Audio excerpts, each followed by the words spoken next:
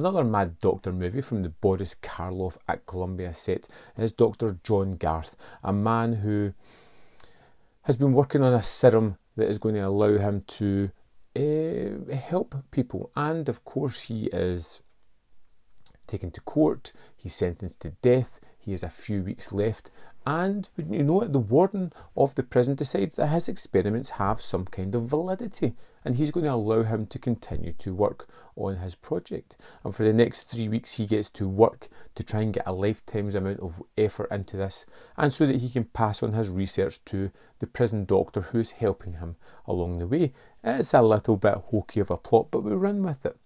And he's doing tests on a criminal's blood who has just been hanged.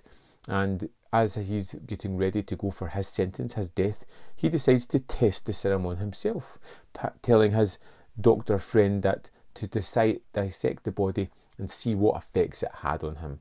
Unfortunately, not long after he injects himself, he gets a stay of pardon. And with this criminal's blood rolling round his veins, we get a kind of Jekyll and Hyde story, as this man was a strangler and now the blood is within the body of Dr. John Garth. He too becomes a killer as well. And it's really kind of fun and hokey.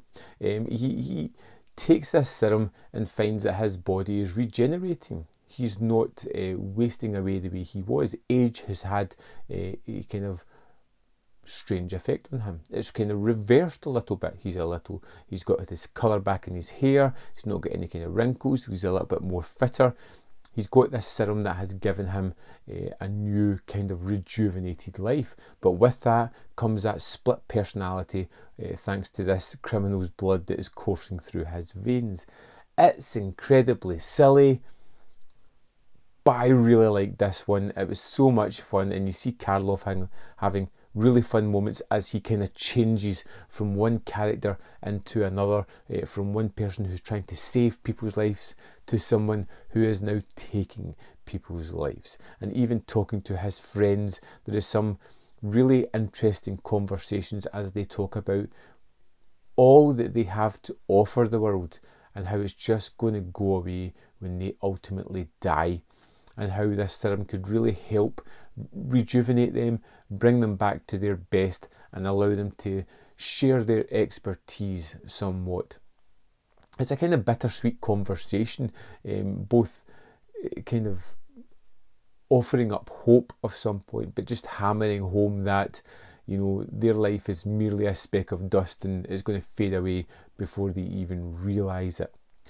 I think that Karloff does some wonderful work. It's kind of a tale of two stories. You've got the first half, which is in the prison doing the experiments, which I really kind of liked.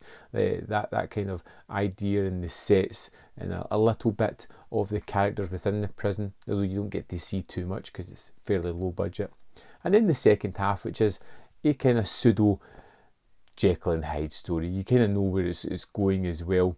And a kind of really nice finale at the end of this one. I thought lots of great performers, lots of great performances as well, and it's a kind of story that felt a little bit familiar. I've seen it elsewhere before, where I think it's The Hands of Orlok, where someone gets murderer's hands that take over his body. There's this segment in John Carpenter's Body Bags where somebody gets something of a killer. I think the movie The Eye has the same thing, where, you know, body parts from somebody else infects the host that they're in. I really liked Before I Hang. It was one of the more funner, quirker, stranger, and just downright pulpy movies within this set. A really great set of films, and I think this was one of my favourites as well. Playful in all the right ways. I'd love to know your thoughts on Before I Hang. Let me know in the comment box below, and I'll see you next time in Man v Film.